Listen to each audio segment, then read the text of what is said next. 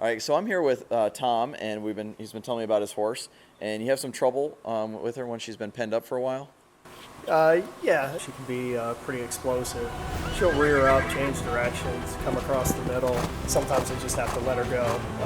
Lunging her and she's just running wide open. It's definitely unsafe. Whew, that scared me a little bit. Yeah, no, this is for real. Yeah, you guys weren't kidding. So, yeah, so that made me nervous. So the first thing we need to do is she needs to respect the space. That has to be a baseline starting point, and then we need to teach her a cue for stopping once you get her going. And so her not going was a dominant response, Yeah. and that also fits. And I wasn't thinking that. I was thinking she had to burn off energy, and this actually is way more about dominance. It's about she doesn't want to. It's not about her burning off energy. This is about her not wanting to yield, and you're asking her to yield, and then she finally says, "Well, fine," and buck you and tears around. Yeah, yeah, which is not what I was expecting. I was expecting a horse that was like full of fresh energy. That's what I was like anticipating. So that caught me off guard a little bit. So I don't feel like I just like setting you out to go swim with the sharks or something there a little bit.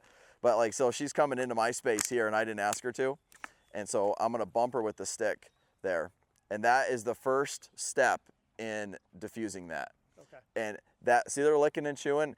When she came in and crowded my, imagine if I just walked up to you and I was like, just Right. gave you one of those. Yeah. That is, we're fighting. Like, Right. you don't Sure. just walk up and just take somebody's space and just Sure. push them out of your way. That's what she just did. Yeah. Even just to me standing here. And so that's where the lesson starts, is you getting really clear on, this is your personal space and a horse is not allowed to run through it or cover. And I'm saying this also because when you were moving her around, you didn't really do anything to inhibit her from running through there. You didn't wave the stick up. You didn't even really protect your space. Yeah. And I want you to. You need to. You need to get bigger there and be like, no, that is not safe for you to come in there. Okay. So at this point, I realize how dangerous this is. This is a pretty significant problem. Now, he didn't feel that unsafe when he was out there. And I think a lot of times when people have not seen something go very south and they haven't been around a situation where somebody got hurt really bad, until you've been in that moment, I don't think you can fully appreciate or respect how dangerous working with horses really is. And we have to respect their size and speed and athleticism and how bad we could get hurt if things go south. So at the end of the day, we got to be in good positions, and we'd rather be prepared than lucky. So I'm going to start owning space again here. I need to drive her nose and neck away, because that is what she's being dominant with. That's what she was dominant with here. She didn't turn and try to kick. She came at us with her face. And that's why I have to go to that area, you know. And so this is where it starts, of just leading around and just owning space.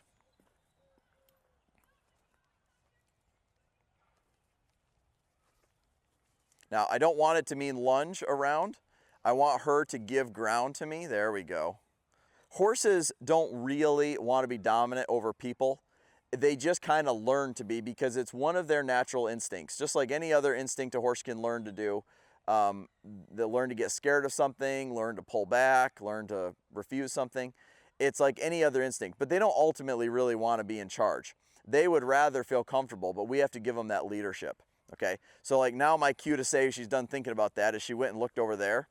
So I'm going to come over here and I'm going to tap her on the hindquarters. And now she's kind of close to me again, so now I'm going to wave the stick. Now I won't touch her if she gives ground. So you see her giving ground? I don't need to touch her. But if she doesn't move, I am going to wave the stick towards whatever's sticking out. And if it's her nose, it's her nose. And you see she's just out of reach? Okay, we're good. I'm not going after her, because to me, even though I will put pressure on them, I try to do it in a way that's fair to them, a way where they have a choice in the matter. So what I'm not doing is just going at her and not giving her a choice to move out of the way. So it doesn't take long to figure out that horsemanship is more of a journey than a destination.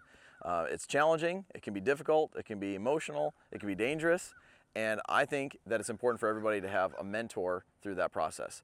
I would like to be your mentor, and I can do that through my Patreon page. We have detailed training videos on there. We have monthly giveaways. You can ask me questions about your horse and even do video coaching. So check it out. I'll leave a link in the description below. Let's get back to the video.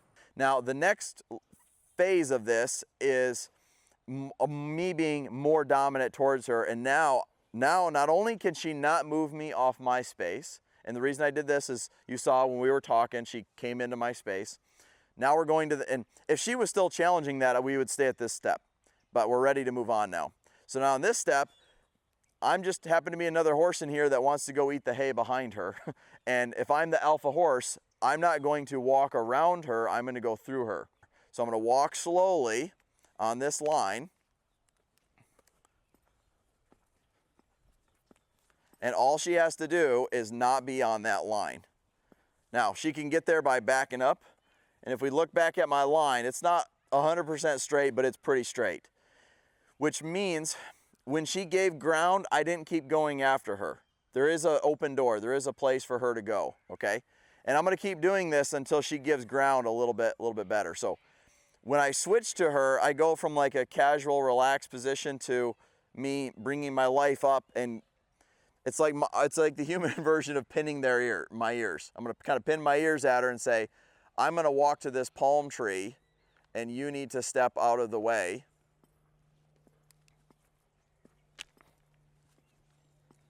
I wanted her to give me more space, so I switched from this line to this one. There. That was a better response. So now, horses are dominant with their front end. So now I'm going to start getting a little bit more specific. So before I push her onto a circle, I'm going to practice her stepping her shoulder off. Right there. Good. Now I might yield the hindquarters.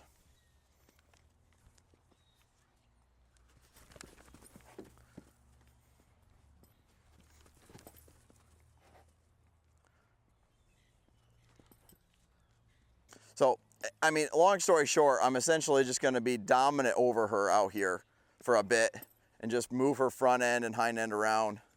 And this is ultimately what you're going to have to continue doing with her.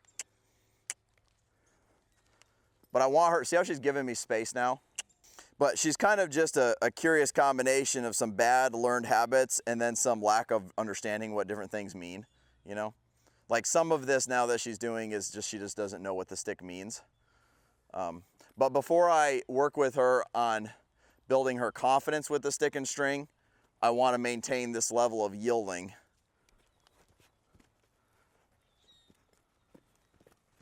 I think the rearing kind of got started from her not knowing what it meant. Like it wasn't real clear to her. And so that actually is a slightly defensive move more than that's a dominant move. And then to stop her, the cue that I'd like you to have for her is the hindquarter yield. So right there, I asked her. She didn't know what that meant. So then I'm going to add pressure there, not on the halter. The halter's there as a safety net. So if she would have sped up, then I would have used the halter. But I want the stop to come from the hindquarter yield. So now this is a little bit more of a refusal. There we go. Now, she tried there for me. So instead of like just driving her, I'll give her a little break to process there. There we go. See, that's more what I wanted. There we go. Just let her get relief doing that now. So you can see if I go back to doing like the yields, the hindquarters, forequarters, she doesn't have the patterns of these, of being negative. So you can see those go smooth. But when I try to lunge her, then she's in that like stuck between, do I just tear around or do I rear up or what do I do here? There's the understanding coming through. So now this is about her learning to read my body language. And now when my energy is down and I'm quiet, it doesn't really matter what's happening. She should just stay here and be quiet and relaxed with me. So if I want her to move, I got to bring my intention up that I want you to move. If I want her to be relaxed, I got to make sure I bring my energy back down. So now we're getting to where it's a little bit lazy. It's a little bit like, okay, we've already done this. Before that though, it was either fear or refusal or, you know, some of that dominant type stuff. I'm gonna have you come work with her now. I want you to start by doing a combo move. You're gonna do hindquarters, forequarters, okay? So what you're gonna do is you're gonna pick a direction, like there. I didn't ask her to move, so I blocked her with the stick. I'm gonna walk to the hindquarters here. We're gonna ask the hindquarters to move away. There, the hindquarters stepped away, which meant the hind feet moved more than the front feet. Now I'm still gonna go that way, but I'm switching hands, and now I'm gonna drive the front end away. And I kinda like her to pivot if she will. Now I'll switch the other direction. Hindquarters, they went away. Now the forequarters went away. And I'll stick with either or until I get that move. And this is just getting control over different parts of her body. See there, she kind of went to walk forward on the forequarter move. So I went ahead and I moved my stick. So you gotta realize that you can be flexible to move that stick to the part that you need it to go to. After watching what I just did, how do you feel about that? What we just did there so far?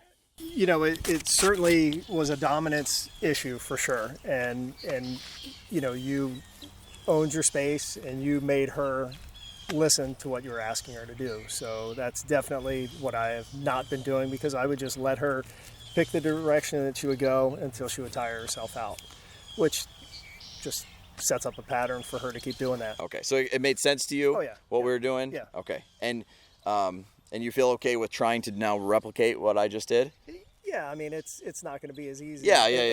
As you have a lot more experience with it, so it's, yeah. I don't mean it's are you going to be an expert at it? Yeah. I just more mean like, because I had to be firm with her. Absolutely. And especially on the YouTube channel, people have a meltdown when they see people being firm. And I get that some people go overboard and are too firm. Yeah. But with horses, you got to be right in the middle. You got to be firm and fair. Right. Okay? They need a leader. You can't, they need a leader. Okay? They're prey animals at heart, and they're going to get confidence from leadership. But I just wanted to check in with you and see how you felt about, okay, now we're going to be quite a bit more. I'm asking you to be basically a lot more dominant than what you have been with her. Yeah. So how do you feel about that? It'll be a challenge, but I think I can do it.